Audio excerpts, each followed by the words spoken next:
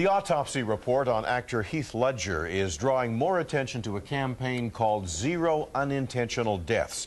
Utah physician Dr. Lynn Webster is the driving force behind that project. He says Ledger's death is but an example of what some call an epidemic. Ed Yates reports. Unfortunately, what's happened to Heath is becoming increasingly more common. It is, I believe it's become a crisis. Dr. Lynn Webster speaks of unintentional death, taking a combination of prescription drugs which by themselves and in the right dose may help, but when used in combination with other medications can kill. Heath Ledger's recipe was a bad one.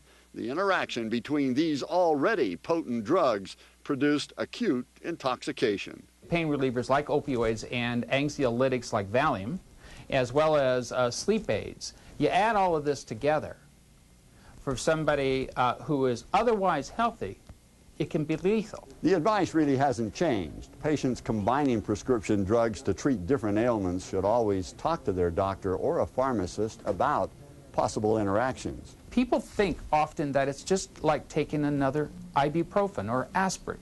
Zero Unintentional Deaths is designed to educate physicians, patients, and families about potential risk when you try to mix and match. Unless you know that, or know whether or not that drug can have an additive or synergistic, which means 1 + 1 can equal 5, that's what I mean by synergistic effect, then you're really self-medicating yourself and assuming a great deal of risk.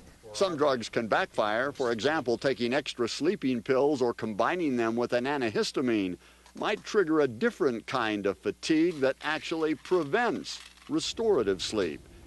It's unfortunate, Dr. Webster says, that it takes the death of a prominent actor like Ledger to focus the spotlight on something that affects all of us. Ed Yates, Eyewitness News. For more information on Zero Unintentional Deaths, visit our website at ksl.com.